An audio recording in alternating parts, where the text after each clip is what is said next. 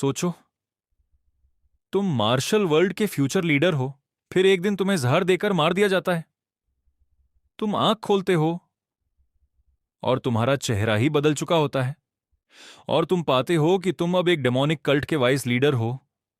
हमें दिखाया जाता है कुछ बंदों को जो एक ओल्ड मैन के सामने ग्रिड कर रहा होता है, और इस बंदे का नाम है जगाक यांग, ग्रेट मार्शल अलायंस के लीडर का सबसे बड़ा बेटा। और हमें बताया जाता है द 10 स्ट्राइक फिनिशर एक निकनेम जो उसे दिया गया है क्योंकि वह सिर्फ 10 वार के अंदर किसी भी मार्शल आर्ट स्टाइल को डिसमेंटल कर सकता है।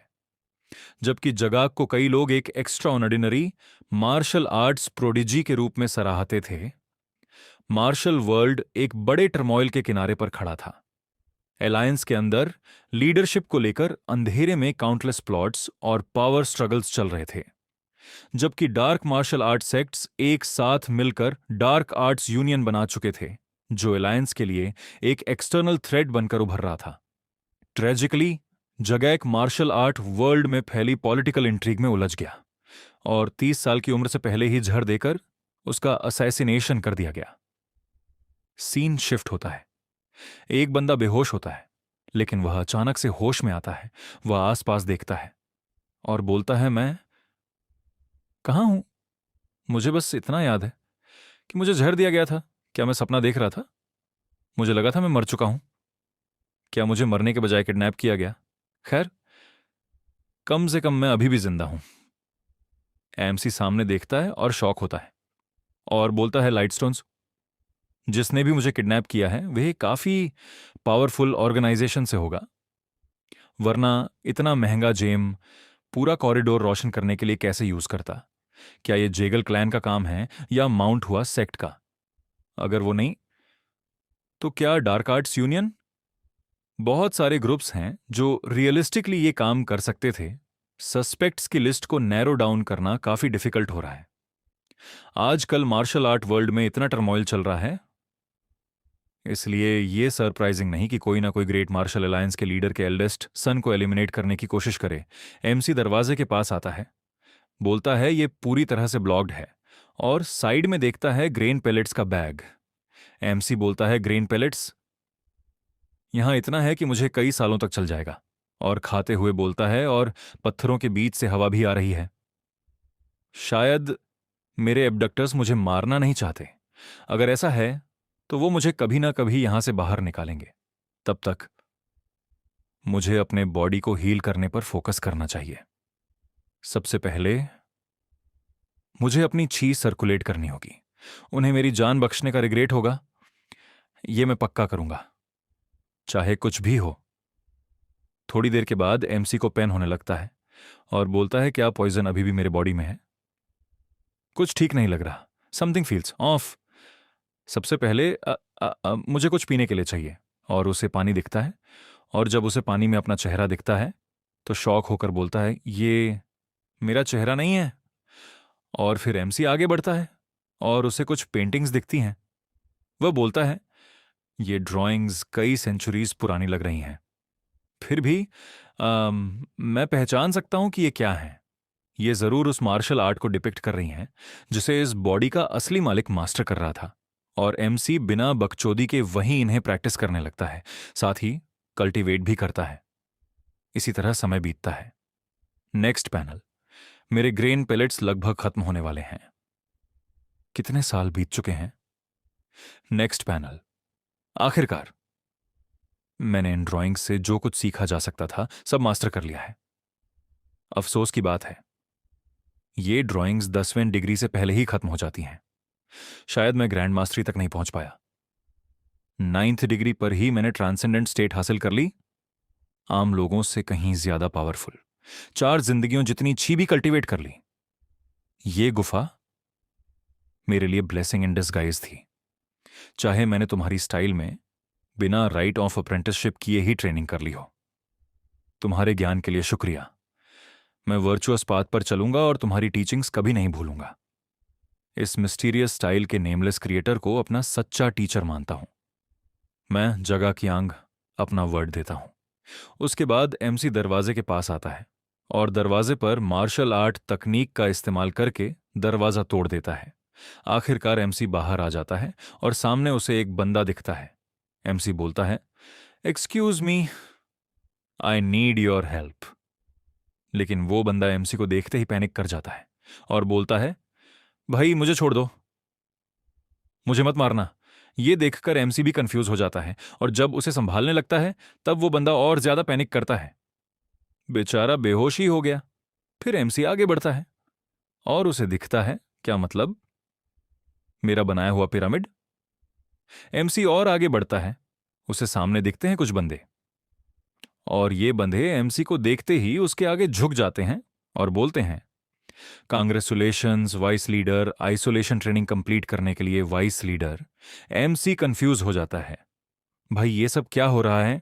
आखिर उसे गेट पर लगा नाम दिखता है, द शाइनिंग लाइट कल्ट, एक मिस्टीरियस ऑर्गेनाइजेशन 100,000 माउंटेन्स के अंदर छुपी हुई, जो अंदर जाए वापस नहीं आ सकता।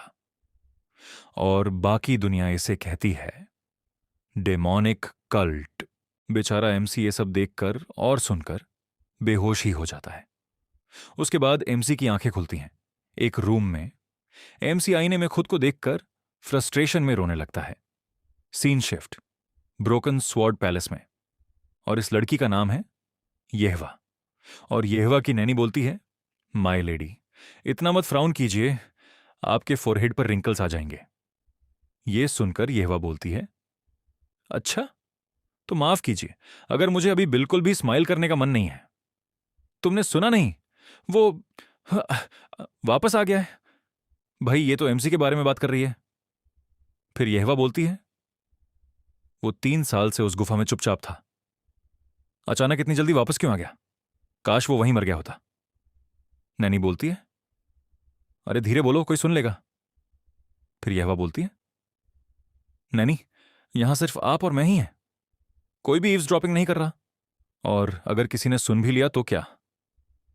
मैं दिल से चाहती हूं कि वो मर ही गया होता। नैनी बोलती है, फिर भी वो आपका बेटरॉट है, आपको उसके बारे में ऐसे नहीं बोलना चाहिए। मैं तो खुश हूं कि लॉर्ड वाइस लीडर वापस आ गए। मुझे डर था कहीं आप पूरी जिंदगी अकेली न रह जाइए। यह सुनकर येहवा फ्रस्ट्रेट होने लगती है। फिर नैनी बोलती है, अरे मैं तो मजाक कर रही थी। और येहवा बोलती है, मुझे क्या फर्क पड़ता है। जब वो हेवनली डेमन स्टाइल को मास्टर करने का दिखावा करते हुए गुफा में गया था, तभी मुझे पता था कि फेल होकर वापस आएगा। सुना है बाहर आते ही रो रहा था, मुंह से झाग निकलते हुए बेहोश हो गया। ये सुनकर नैनी बोलती है, मुझे यकीन है वो स्टाइल मास्टर न कर पाने से दिल से टूट गया होगा। आपसे ज्यादा कौन समझ सकता है कि वो अभी क्या फील कर रहा होगा। फिर येहवा बोलती है, मैं क्यों समझूं, वो बस एक लेचर और लूजर है। अगर वाइस लीडर ना होता तो उसके पास कुछ भी ना होता। और येहवा बोलती है, कुछ साल पहले। हाँ, लेकिन वो इल्यूजन पहली बार ही टूट गया था जब मैंने उससे बात की थी। भाई यही है डेमोनिक कल्ट का वाइस लीडर, और इसे देखकर येहवा शर्मा रही है। और हां, ये जो सीन चल रहा है ये सब पास्ट है। फिर येहवा बोलती है, आपसे मिलकर खुशी हुई सर, मेरा नाम येहवा दान है। ये सुनकर वाइस लीडर बोलता है, मैं समझ गया, तुम ही मेरी बेटरॉट होगी। वेल, तुम तो काफी बिल्कुल सही वक्त पर आई हो। यह सुनकर येहवा कंफ्यूज हो जाती है। यह देखकर वाइस लीडर बोलता है, ओह समझा मैं, बिल्कुल तुम्हारी मेहनत का रिवॉर्ड जरूर मिलेगा। और क्रीपी तरीके से बोलता है, मैं तुम्हें मसाज भी दूंगा, और सिर्फ तुम्हारे पैरों तक ही नहीं। चलो देखते हैं हम कितने कंपैटिबल हैं, क्या कहती हो? और भाई ये तो अपना जीप भी निकाल रहा है, और ये सब येहवा प्रेजेंट टाइम में बोल रही है। और बोलती है, आखिर वो उसी गुफा में मर क्यों नहीं गया। सीन शिफ्ट एमसी को दिखाया जाता है। एमसी बोलने लगता है, होश वापस आए 3 दिन हो चुके हैं, फिर भी इस कल्ट का वाइस लीडर होने के बावजूद बहुत कम लोग मुझसे मिलने आए हैं। फिर भी मैंने कुछ बातें जान ली हैं। सबसे पहले ये बॉडी च्योन्सो माकी है, जो शाइनिंग लाइट कल्ट का वाइस लीडर है, और एक ऐसा बंदा जिसका रेप्यूटेशन काफी ड्यूबियस माना जाता है। नहीं, मेरे नजरिए से वो एक बिल्कुल ही बेकार कैरेक्टर वाला बंदा है। इस कल्ट के लोग उसे एक निकनेम से बुलाते हैं, लेचरस लिटिल लॉर्ड। जैसे नाम से ही पता चलता है, वो एक नोटोरियस वुमनाइजर था जिसका रेप्यूटेशन काफी खराब था और जो अक्सर अपनी पोजीशन का अब्यूज करके अपना काम निकलवाता था। एक ठग। असल में वो बस इतना ही था। मुझे पता था कि इविल कल्ट के लोगों से ज्यादा उम्मीद नहीं रखनी चाहिए, लेकिन यह सोचना भी मुश्किल है कि मैं उन सब में से सबसे बुरे इंसान के रूप में रीइंकारनेट हो गया हूं। और दूसरी बात, वो जैसे ब्रिगेंड इतने सालों तक अपना राज सिर्फ इसलिए चला पाया क्योंकि उसका बाप इस कल्ट का लीडर है। और 3 सेजस में से एक, जो 10 ग्रेटेस्ट मास्टर से भी ऊपर माने जाते हैं, तैप्योंगमा, खुद डेमोनिक सेज। क्या मुझे शुक्रगुजार होना चाहिए कि मैं दुनिया के सबसे पावरफुल मार्शल आर्टिस्ट्स में से एक के बेटे के रूप में रीइंकारनेट हुआ हूं? तीसरी बात, चाहे मैं कल्ट लीडर का इकलौता बेटा हूं और वाइस लीडर भी, ये टाइटल्स ज्यादातर बस नाम के ही थे, लगभग मीनिंगलेस। मुझे समझ नहीं आता वो इनकम्पिटेंट था या बस डिसइंटरेस्टेड, पर जो भी हो, चियोन्सो मां ने हमेशा इंडोलेंस भरी जिंदगी जी, मेहनत से बचता रहा। High level martial art technique सीखे, पर एक भी मास्टर नहीं की। सोशल स्किल्स भी वीक थे, इसलिए एलाइज बहुत कम थे। उसका एकलौता अथॉरिटी बस पैलेस ऑफ माइनर पर उसकी लॉर्डशिप थी। जब मैंने मेड्स की गॉसिप सुनी उसके बारे में, तो मैं बस एग्जास्परेशन में सांस भर कर रह गया। मैंने सुना है लॉर्ड वाइस लीडर तो बस एक डेड मैन वॉकिंग है। हेवनली डेमन स्टाइल मास्टर न कर पाने के बाद जब उसका फादर वापस आएगा तो उसे सीवियर पनिशमेंट मिलेगी। सच कहूं तो सब मानते हैं कि अगला लीडर बनने का हक लॉर्ड युलजिन या को ही फिर एमसी बोलता है, पर मैं उनकी बातों में कोई फॉल्ट नहीं निकाल सका। आखिर च्योन्सो मां उन हर शब्द का हकदार था। हां, सच में एक डेड मैन वॉकिंग। लगता है च्योन्सो मां के दिन वैसे भी गिने हुए थे, चाहे वो गुफा में ची रिफ्लक्स का शिकार न भी होता। लेकिन चौथी बात जो मैंने जानी, ये बॉडी सिर्फ 19 साल की है और मेरी ओरिजिनल सेल्फ की मौत को अभी 3 साल भी पूरे नहीं हुए। और मिरर में अपना चेहरा देखता है और बोलता है, अगर मैं इस बॉडी में ग्रेट मार्शल अलायंस वापस भी गया तो कोई मुझे वेलकम नहीं करेगा। सच तो ये है, जिंदा बाहर निकलना ही मेरे लिए लक होगा।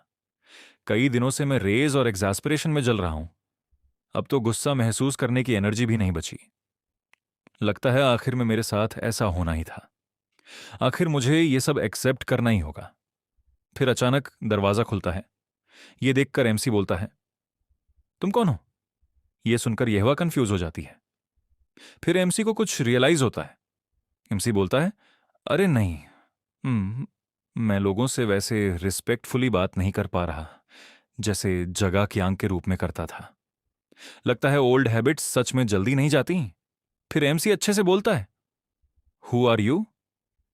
ये सुनकर यहवा गुस्से में बोलती है, क्या तुम पहले ही भूल गए हो मैं कौन हूं? ये देखकर एमसी सोचता है, ओह नहीं, अगर वो वाइस लीडर के रूम में बिना रोक टोक आ सकती है तो जरूर कोई ऐसी है जिसे मैं जानता हूं। मैंने ये बात बिल्कुल सोची ही नहीं। वो सिंपल कपड़े पहनी है और प्रैक्टिकल शूज। एक यंग वुमन जो इस आवर में पैलेस ऑफ माइनर लाइट में एंटर कर सकती है। समझ गया, वो जरूर मेरी मेड होगी। फिर बोलता है, बिल्कुल नहीं, मेरा दिमाग कहीं और था। फिर यह बोलती है, मैं तुम्हारे रास्ते में नहीं आऊंगी, जो करना है करो। क्या बात कर रहे हो तुम? यह सुनकर एमसी बोलता है, एक सिंपल मेड मुझसे पूछ रही है कि यहां उसका काम क्या है। तुम जिंदा रहकर थक गई हो क्या, या बस थोड़ी डेंस हो? चाहे जो भी हो, तुम्हारे एटीट्यूड से मैं इंप्रेस नहीं हूं। रूम साफ करो और यहां से चली जाओ। बस यही काम तुम्हारे लिए सही लगता है। यह सुनकर यहवा बोलती है, क्या तुमने मुझे बस एक मिनट कहा? यह सुनकर एमसी बोलता है, क्या मैं गलत हूं? तुम्हारा एम्प्लॉयर होने के नाते मैं बस तुम्हें तुम्हारे असाइंड रोल से एड्रेस कर रहा था। मैं नहीं समझ पा रहा तुम्हें इस बात पर ऑब्जेक्शन क्यों हो सकता है। यह सब सुनकर यहवा गुस्से में दरवाजा बंद करती है और चली जाती है। यह देखकर एमसी बोलता है, शाइनिंग लाइट कल्ट की मेड्स भी काफी एग्रेसिव हैं। मुझे उसे रोक देना चाहिए था। मैं उससे स्नैक लाने के लिए कह सकता था, नहीं फोकस करो, मेरा पहला प्रायोरिटी है कल्ट के बारे में जितना हो सके इंफॉर्मेशन इकट्ठा करना। फिर एमसी दरवाजा खोलकर बाहर जाता है और एक पैलेस को देखकर बोलता है, तो वो यंग मैन जो पहले मिला था बस एक लौता और जिंदा इंसान है इस पैलेस में। फिर वो उस पैलेस में एंटर करता है और बोलता है, क्या मैं अंदर आ सकता हूं? एमसी को वहां एक बंदा दिखाई देता है और वो बंदा बोलता है, वाइस लीडर, क्या मैं आपके लिए कुछ कर सकता हूं? और इस बंदे का नाम है युल्ताक। और एमसी सोचता है, चियोन्सो माँ का एक फ्रेंड और पिछले 4 दिन में मुझसे मिलने वाला एकलौता इंसान। अभी के लिए बस वो और मैं ही पैलेस ऑफ माइनर लाइट में रहते हैं। और युल्ताक बोलता है, आह, आज तुमने मेरा नाम याद किया।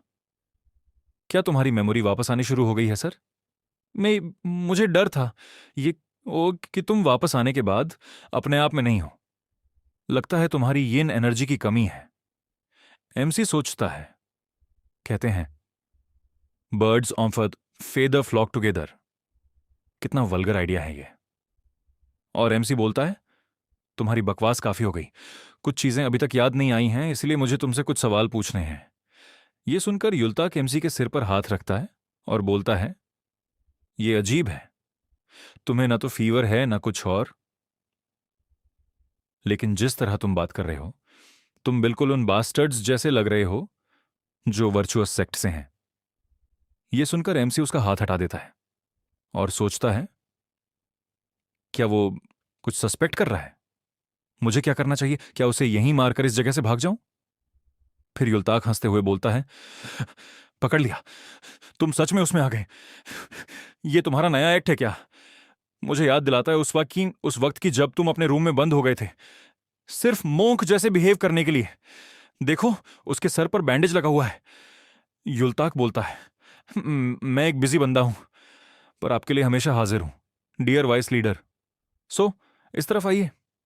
फिर एमसी बोलता है, इतने बिजी हो कि दिन के बीच में नैप्स ले रहे हो, कम से कम अपना चेहरा तो साफ कर लो पहले। युल्ताक बोलता है, इतना ऑब्वियस है क्या? ठीक है, आज मैं तुम्हारी क्या मदद कर सकता हूं? फिर एमसी को फूल दिखते हैं। ये तुम्हारे ऑर्किड्स हैं? युल्ताक बोलता है, वेट प्लीज, मेरे ऑर्किड्स को कुछ मत करो। लेकिन एमसी इग्नोर करते हुए बोलता है, ये पतले सॉफ्ट लीव्स और ग्रेसफुल कर्व सच में शानदार ओरिएंटल ऑर्किड्स हैं। कितनी खूबसूरत खुशबू है। यह देखकर युल्ताक बोलता है, क्या आप सच में हमारे वाइस लीडर हैं? क्या आपको अपर दंतियन में ची रिफ्लक्स हुआ था या कुछ? यह सुनकर एमसी बोलता है, यूजुअली पहले मैं क्या बोलता था? यह सुनकर युल्ताक बोलता है, यह बात मेरे मुंह पर कहो तुम सड़ी हुई टोफू का टुकड़ा। तुम्हारी उस बदतमीज जुबान को मैं काट कर रख दूंगा। यह सुनकर एमसी अजीब सा शक्ल बना लेता है और युल्ताक बोलता है, तुम काफी शॉक्ड लग रहे हो। डार्क आर्ट प्रैक्टिशनर्स के लिए ऐसे बोलना तो नेचुरल है, हां, लेकिन मानना पड़ेगा तुम थोड़े ज्यादा ही विट्रियोनिक थे। फिर एमसी बोलता है, हां, काफी सुन लिया। अब सबसे जरूरी बात यह बताओ, शाइनिंग लाइट कल्ट का स्ट्रक्चर कैसा है? और युल्ताक बोलता है, कम से कम तुम्हारा स्टमक थोड़ा लिवली फील कर रहा है। मैंने कहा था कुछ खा लेना चाहिए था। चलो यहां से निकलते हैं, बातें करते हैं और कुछ खाते हैं। क्या तुम्हें शाइनिंग स्प्रिंग टेवर्न याद है? उनका sliced pork belly with garlic sauce बस मुंह में ही मेल्ट हो जाता है। शायद इसलिए क्योंकि पिग्स बिल्कुल फ्रेश कैच करके तुरंत कुक किए जाते हैं। यह सुनते ही एमसी का फेस लाल हो जाता है और फिर से युल्ताक बोलता है, और ये तो सिर्फ शुरुआत है। उनका hearty corn soup top quality Henan province के कॉर्न से बनता है और एक फ्रेश एग भी डाला जाता है। ये सच में बॉडी और सोल दोनों को सूद करता है। ये सब सुनकर एमसी युल्ताक को पुश करते हुए बोलता है, चलो निकलते हैं।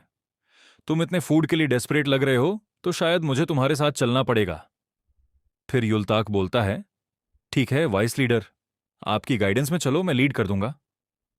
लेकिन युल्ताक रुकते हुए बोलता है, सोचता हूं आज shining spring tavern of limits है। चलो कहीं और चलते हैं खाने के लिए। ये सुनकर एमसी बोलता है, अरे रुको, लेकिन क्यों? फिर युलताक बोलता है, आज वहीं पर शाइनिंग लाइट कल्ट के नेक्स्ट जनरेशन की रेगुलर मीटिंग हो रही है। यह सुनकर एमसी बोलता है, शाइनिंग लाइट कल्ट की नेक्स्ट जनरेशन? हाँ बिल्कुल सही। ये गैदरिंग कल्ट के फ्यूचर सक्सेसर्स के लिए है।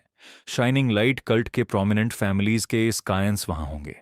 एमसी सोचता है, कल्ट के फ्यूचर सक्सेसर्स की गैदरिंग, और बस यही मोमेंट रुकता है। वाइस लीडर की जर्नी अभी शुरू हुई है, और जो सीक्रेट्स और चैलेंजेस आगे मिलेंगे वो आपको शॉक और एक्साइट दोनों करेंगे।